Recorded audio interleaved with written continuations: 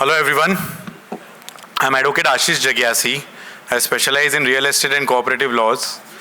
My experience is 10 plus, so now there are various things which we will be discussing today. Toroskar sir has already taught us in a very nicely manner the entire process of redevelopment.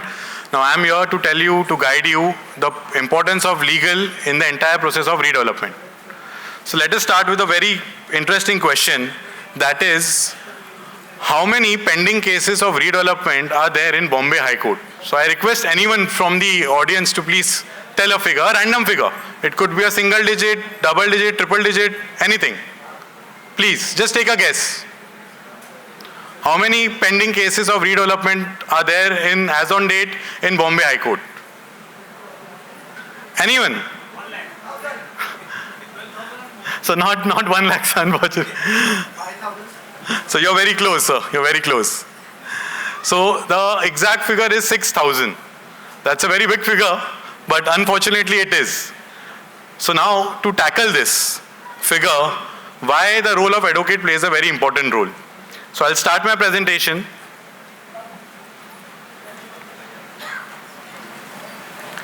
So why legal guidance is vital? Now, redevelopment is not merely a construction project. It is a complex legal, technical, and contractual process that affects the every right of the member of the society. Now, why advocate plays a very vital role? Because starting from, so the process starts, that is the initial stage is wherein you have to start with the title. Now, title means what? You have to see whether there is a conveyance in the favor of the society or not. Now I'll just speak in short about the conveyance. Now there is conveyance and there is deemed conveyance. What is a conveyance? Conveyance is transfer of land and building from the owner to the society. Deemed conveyance is also the same, just that in deemed conveyance there is a competent authority called DDR which signs on behalf of the landowner and the developer and does the exact same process, that is transfer of land and building in favor of society. Now there are ways of conveyance and deemed conveyance. Under this, there are societies where there is just single standalone building. There are societies where there are multiple buildings, multiple societies in a layout. Now the complexities for both are different. Single building, there are less complexities. Multiple buildings with having multiple societies have multiple complexities. So there are three ways of conveyance for multiple societies. In a layout, there is first instance is the entire land. So say for example in a layout there is a federation. So now federation is also there and there are societies for individual buildings. Now when the federation comes into the role, generally federation owns the entire parcel of land. Now owning the entire parcel of land, that means they also play a very important role in the redevelopment of that particular society. Not necessary that at an instance in a layout all the societies, all the buildings are old and they are going to go at the same time for redevelopment. Different societies have different committees, they may take different decisions. So we have to be very careful on this aspect, starting from how the conveyance has taken place, or if the conveyance has not taken place, first we have to focus on the conveyance. Now there are three instances here, as I just said. One is wherein in a case of federation, the land entirely belongs to the federation and the structures belongs to the individual societies. This is one instance. Second is wherein the proportionate area, the appurtenant land, belongs to the society and their respective buildings. Third is wherein the entire land and the buildings belong to the federation. Three instances, so we have to be very careful. Now, while taking a conveyance, the most important aspect is the MOFA agreement. Now, mainly RERA has just come now, 2017, so those projects under RERA have not undergone redevelopment. Projects under MOFA have started undergoing redevelopment since a very long time. Now, under a MOFA agreement, there is always a clause for conveyance. While opting for conveyance, one should always read carefully the contents of their MOFA agreement. Because MOFA agreement, builder always defines the manner and the way in which the conveyance will be given. In some agreements, the processes may not be defined. For that, there is a GR of the government which says that how to take conveyance. We all are aware of that GR. Toroskar sir also has mentioned, Bindale sir also has mentioned about the GR. Now, how to go about it? So say for example, federation. So now society is one of the societies opting for redevelopment, other societies are not, and federation is the owner. So we have to make sure that the federation also comes on board, because when the development agreement will be executed, the federation will also be a party. Being the owner of the land, the consent of the federation is mandatory. So always keep in mind, whenever you are going for a redevelopment, in case of a layout and where there is a federation, always keep the federation in the loop, and their consent is vital. Now, why? So again, why advocate plays an important role? Because we have to be guided by all these processes. Of course, there are other technical teams involved. Everyone is a guiding to the redevelopment process, but this plays a very important role, because unnecessary, there are cases wherein the societies have undergone redevelopment, but in cases of federation not being kept in the picture, the redevelopment gets delayed.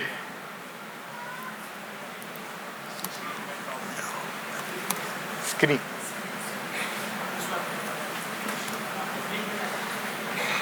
Battery का ये क्या? Yeah.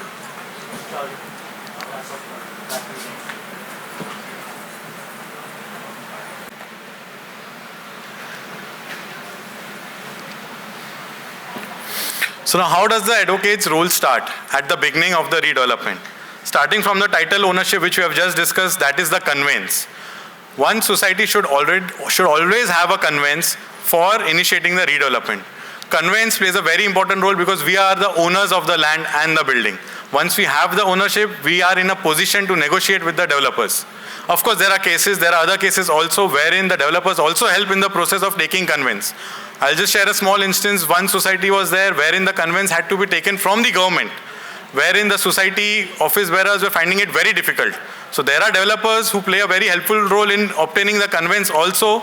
So we should always see it in a very positive manner, that in case we don't have a conveyance, we can always put a condition that everything, our redevelopment process should start subject to the developer obtaining the conveyance. So not necessary that without conveyance we cannot proceed. We can always proceed without conveyance also, but it should always be with the conveyance. Ownership is mandatory. Without ownership, one should not proceed. Now the documents required by the society. The complete chain of title documents, that is the conveyance deed, sale deed, tracing from the first owner, the principal owner who had purchased the land, and then how many subsequent transfers have happened. All the title documents. Second comes the property card or the 712 extract, whatever is applicable to our land. Transferring the owner's, the society's name is very mandatory, because as per the guidelines of the TMC, redevelopment, the proposal for redevelopment cannot be proceeded if the mutation has not been carried out. So taking a mutation in the name of the society is mandatory. Then comes the approved building plans and the layout sanction. So the importance for this is, now when the PMCs and the architect start the physical survey. Now there are two ways wherein the redevelopment can happen.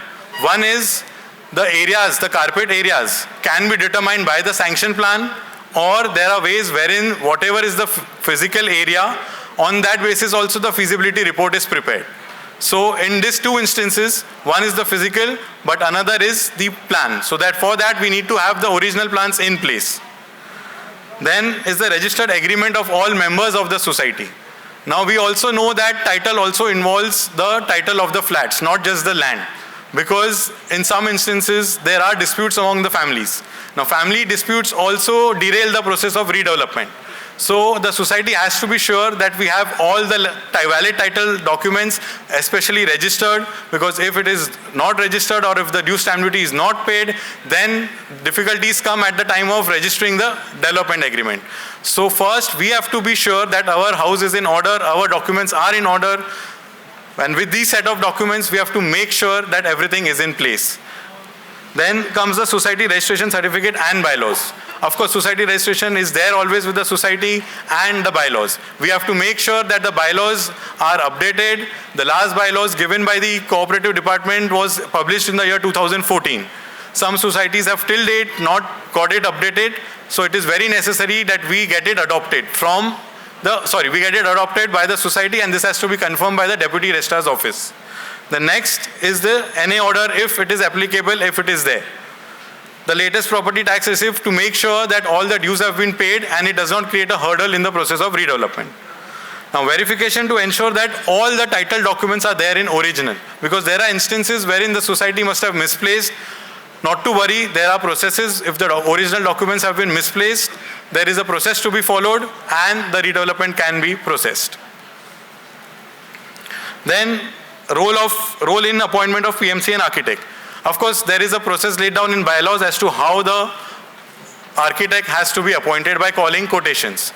Now, the advocate can play a role in making sure that the contract which will be signed between the architect and the society is fair and is beneficial to both the parties. Not just the society, not just the PMC, but to both the parties. And now drafting, next is the drafting and vetting of general documents, starting from the resolution.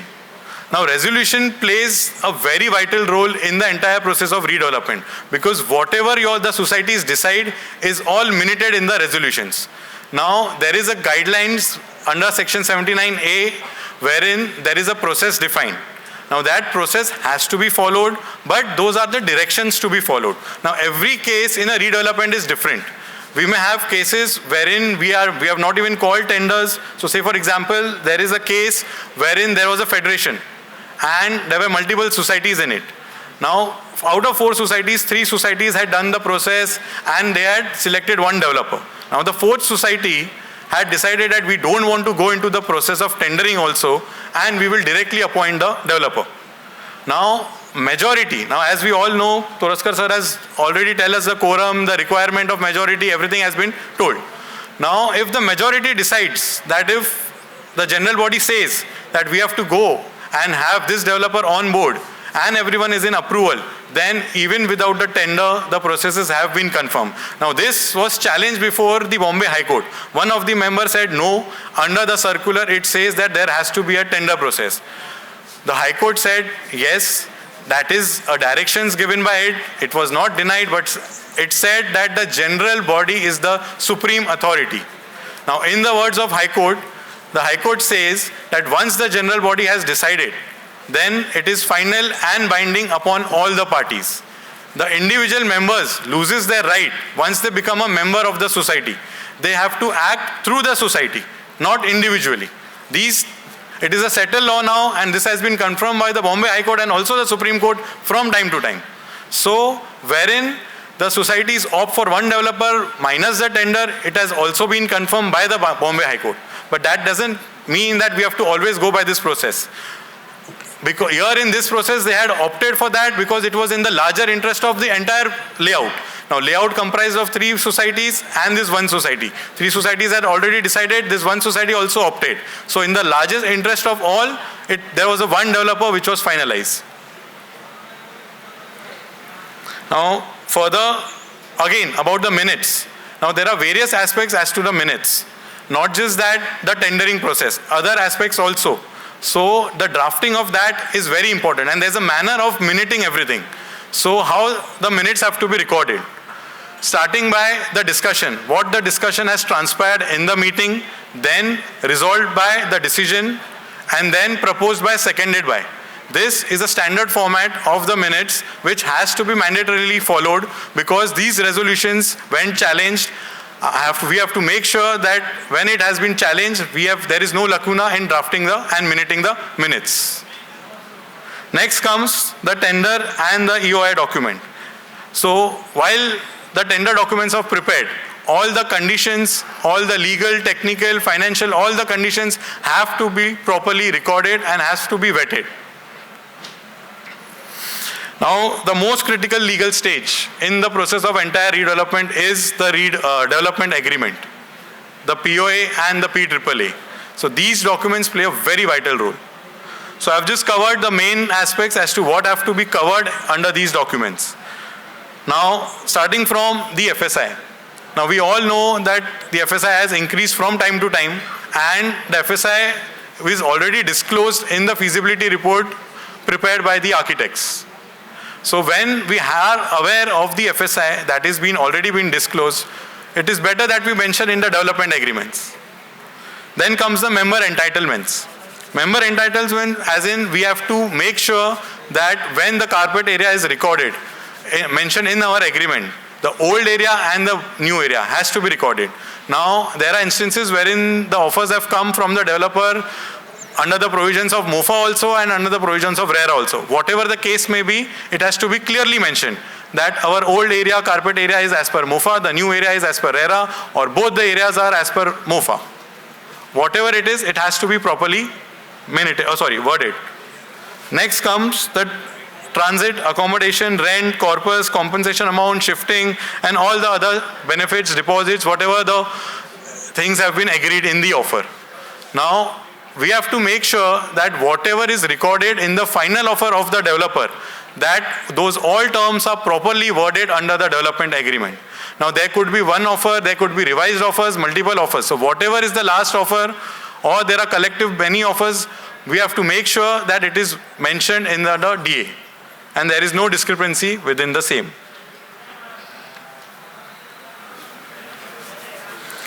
Next comes the construction specifications. So now, we are thankful to the architects who are already on board with us. Because of that, we know what specifications are going to be given by the developer. So when the developer comes with an offer, and the offer includes the specifications that will be given by the developer to the society members pertaining to their individual premises and also pertaining to the entire project.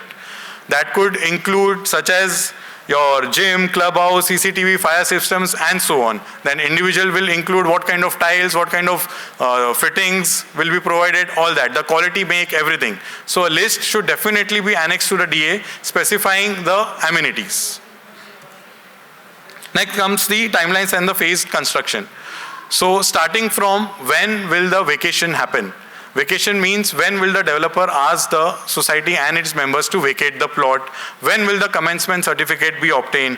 When will the project be completed and the OC will be obtained? And if there is a delay in the process, then what are the consequences for that? Everything has to be recorded. Now, say for example, we'll start with the vacation. Now, vacating, we all know that there are instances wherein few members, one member, two members, anyone, sometimes they have some problems, and because of those problems, it could be within the family, it could be with the developer, it could be with the society. Any problem there could be. Because of that, they don't vacate and it affects the entire project. Now, how to tackle with that? So there are various instances wherein we can always put a penalty clause for such. We have to foresee all the instances. Even we society are like a family, but we have to foresee such instances and we have to record penalty clauses for that. Now, penalty clauses will always keep in mind that such member will bear that tomorrow if he or she delays in vacating the premises, then there is a good amount of penalty. Now, in a very recent case, the Bombay High Court has also said that we have also said from time to time that the majority once have decided that the redevelopment has to go in this manner, and when the dissenting members, the non-cooperating members create hurdles, then it affects a large number of members. Not does it affect the members, it also affects the developers because there are various costs involved in it. Now, High Courts have recently imposed, in one case the High Court has imposed a cost of 5 lakh on 2 members. So it's a very good amount. Of course, the High Court gave the liberty that if you leave the premises within 2 weeks, then there is no cost. If you still don't leave, then there is a cost and there is a legal process wherein we will take away the premises. So now we also have to be aware, like when we go for the redevelopment, we always have to make sure the members also are aware that if we only delay the vacation, then irrespective of being there in any dispute, could be, again I'll repeat, could be within the family, could be with the society, could be with the developer. In all the instances, they have to vacate. Now, there are provisions for that. Like in a very recent judgment, I'll just share. In one case, there was a dispute amongst the family. So, the question was, the developer or the society will take the possession from whom? The High Court said, whomsoever is in the possession of the flat, that person has to hand over and that person will be put back in the possession. But that does not mean that the title will be transferred to that person, because there is a dispute pertaining to the title of the flat. So the High Court said, you take the possession from the person who is in possession, you give the rent also to that person, all the other benefits, but corpus and the PAAA will not be executed. That will be decided by the competent court wherein that dispute is pending. So such cases also, there are solutions wherein we are guided by the Honorable High Courts. We can take the possession and the redevelopment can be processed. Now, financial safeguards for the society. So we have to make sure that when the tender is issued, we only say as a society that the bank guarantee is a requirement. Now, whether the developer may offer or not is different, because all the projects have different feasibility. Not necessary that the society may receive a bank guarantee offer, may not receive, but should always be negotiated for the financial security of the society in case the project is not completed. Then next comes the vacating of premises. Now, members, when vacate, they have to make sure that the CC is obtained by the developer, the PAAA has been executed by the developer in favor of all the members, all the corpus, rent, whatever has been decided in the offer is been granted, is been given to the society. Only then the developer should only then the member should vacate. Next is the obligations of the developer. Now, the obligations of the developer includes that the society has to make sure that all the construction clauses, all the financing and obtaining permissions is all the responsibility and liability of the developer. Such clauses have to be specifically mentioned. Maintaining the property, taking insurances from time to time pertaining to the labors.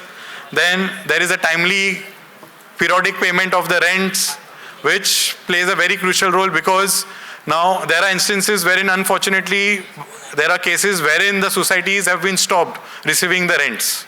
So in such instances, the via media have to be discussed in the agreement only. So for that, an advocate plays a very important role, so that the advocate can negotiate on behalf of the society, so that there is a way out wherein a win-win situation for both the parties. Now, the transfer, in case the developer wishes to transfer the project, then that has to happen with the consent of the society. Then mortgage, the society should make sure that the mortgage, in the process of mortgage, the land is not being given under mortgage. Always the development rights can be given as a mortgage because it is the right of the developer, but land is always owned by the society and it should not be given under mortgage to the developers. In case due to the technical difficulties, if there are any plans to be modified, then the consent of the society should be taken. Then comes the next is the possession and the handover. Now, at the process of the handover, the basic requirement is the OC, occupation certificate. There could be a part occupation. There are instances wherein the societies have agreed that we want a part occupation certificate for the commercial aspect and then the residential. So that, whatever the case may be, we have to make sure that there is an occupation certificate before we take over the possession. Not just the occupation certificate, we have to also, in assistance with the architect or the PMC, take a joint inspection of the entire building of which the premises are going to be occupied by the members. Then ultimately, when all the common areas are also being constructed, the society committee has to also take the possession of the common areas. Keys, so it's okay, that's the thing. Then the next is we have to also make sure that there are indemnity clauses in place under the development agreement. Tomorrow, any instance can happen at the site wherein even there could be a death of a worker or any instance, the indemnity clauses have to be in place wherein the developers are indemnifying, because it will be the team of the developer who will be taking over, and we have to make sure that we give a proper vacant possession so that in the future the developers have a vacant possession and it is then their responsibility to maintain the property of the society. There could be third-party claims, accidents, anything. Then comes the termination clause. Now, we have all been hearing that termination has to be there. Of course, termination clause plays a very vital role because that decides the fate of both the parties. Tomorrow, the developer also wants to complete and leave. The society also wants that we should come and occupy our premises at the earliest. So now, the termination clauses have to be carefully read because it is not very simple. Like just asking for a termination without knowing what are the processes ahead waiting for us, for the society also to take over. One should not just jump that we want termination, we want termination. It has to be carefully drafted with keeping all the instances in mind, and then only the termination should happen. Because I will tell you why I'm saying like this.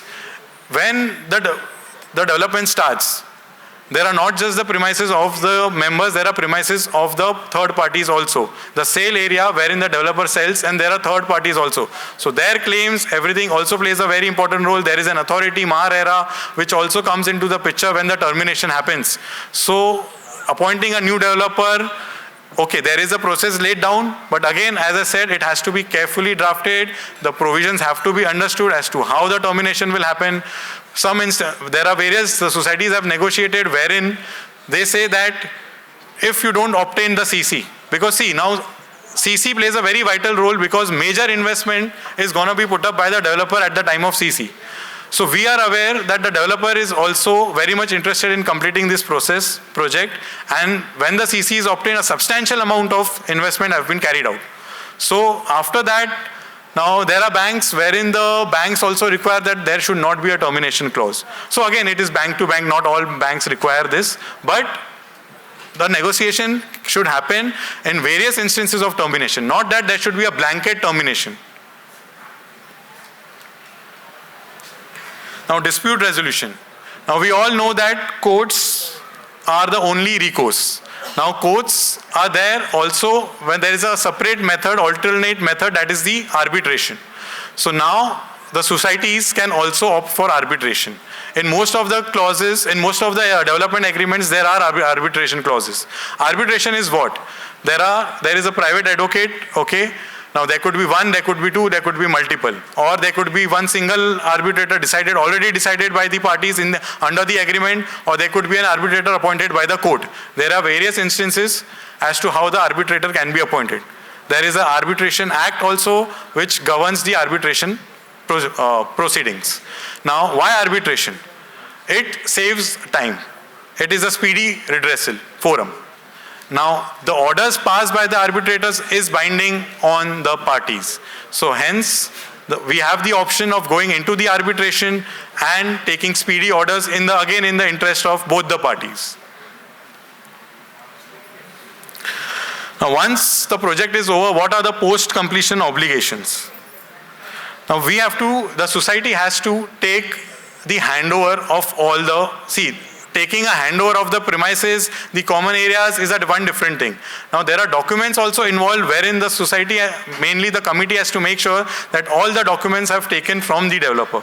The documents include as-built completion plans, occupation certificate, no objection certificates of various departments including fire, environment, tree, lift department, then warranty certificates for all mechanical, electrical, plumbing, waterproofing, civil works, the structural liabilities or the structural stability certificate, and the utility connection papers including permanent electricity, water, drainage and telecommunication approvals.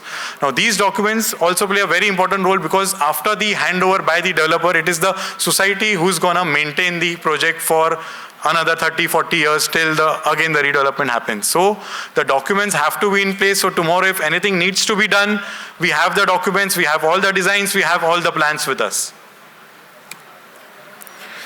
Now, how to select an advocate? So my advice would be, now there are various advocates who specialize in various fields. So the society should make sure that whomsoever the advocate is being appointed, the advocate specializes in real estate and cooperative laws. Now lastly, the key takeaways. So as I've just explained the entire process, hence the advocate is the legal backbone for any redevelopment, ensures compliance, transparency and enforceable documentation, protects the rights of the members and prevents exploitation. Then, and the main thing that was discussed in the first, that there are 6,000 redevelopment pending cases. So just to avoid litigation and to have a speedy redressal, we need to have the clauses in place wherein both the parties are protected and in the interest of everyone the project is completed. That's it. So I'm just completing here with my presentation for the vital role of advocate in the redevelopment. Thank you everyone.